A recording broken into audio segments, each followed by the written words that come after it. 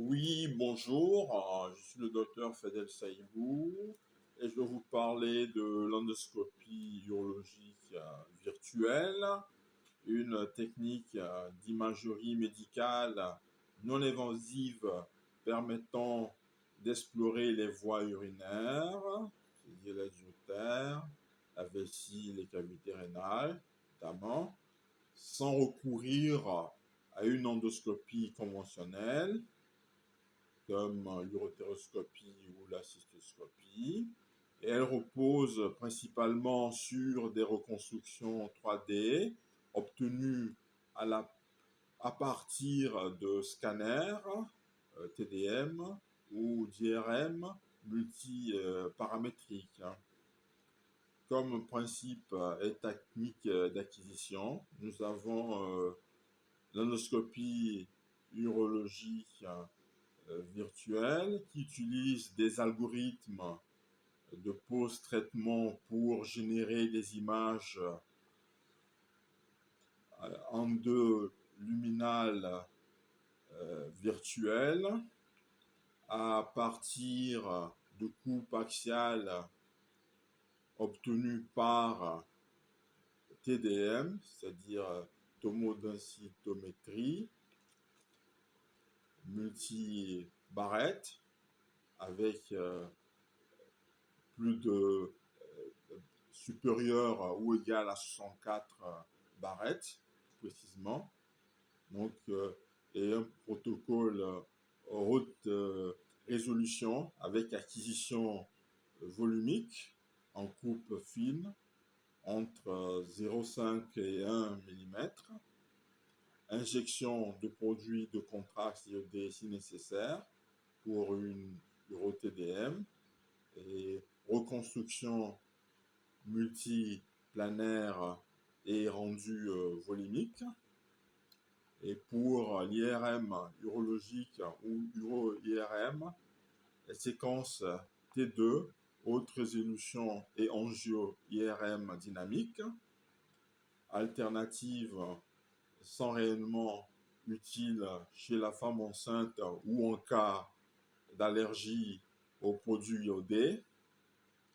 Et comme application clinique, nous avons l'exploration des voies urinaires supérieures. Voilà. Pour les sténoses urétérales, on a l'évaluation précise de la longueur, du degré et des causes, que ce soit la lithiase, les tumeurs ou la fibrose. Pour la lithiase urinaire, nous avons la détection de calculs radio transparents en association avec l'uroscanner.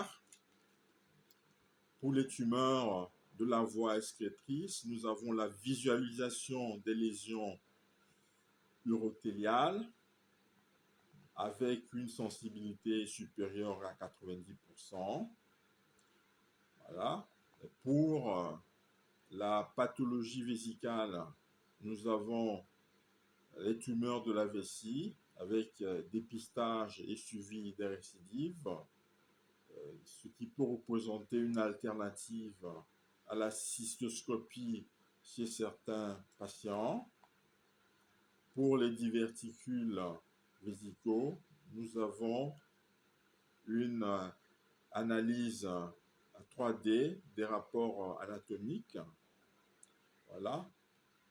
Pour l'évaluation post-opératoire, elle permet le contrôle après chirurgie reconstructrice, comme pour la plastie urétérale ou les néovessies, et également le suivi des endoprothèses, comme les stents urétéraux. Quels sont les avantages par rapport à l'endoscopie conventionnelle? Donc, au niveau de l'invasibilité, donc cette technique, c'est-à-dire l'endoscopie urologique virtuelle, n'est pas invasive, contrairement à l'endoscopie conventionnelle, qui est non seulement invasive, mais présente un risque infectieux et traumatique. Au niveau de la radiation, donc elle est positive pour l'endoscopie virtuelle et absente pour l'endoscopie conventionnelle et seulement présente s'il y a utilisation de scopie en opératoire. Donc pour l'anesthésie, elle n'a pas requise pour l'endoscopie urologique virtuelle. Elle est souvent nécessaire pour l'endoscopie conventionnelle. Pour le coût, il est modéré pour le virtuel et élevé pour le conventionnel à cause du matériel et de l'hospitalisation.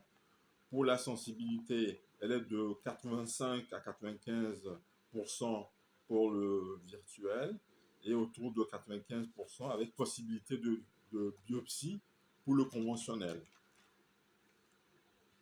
Les limites et les défis sont les faux négatifs concernant les petites lésions planes de moins de 5 mm ou situées dans les zones difficiles comme les calices inférieurs, les artefacts liés au mouvement du patient, au calcul peu dense, au type chirurgicaux, voilà, et pas de biopsie, ce qui nécessite une confirmation histologique en cas de suspicion tumorale.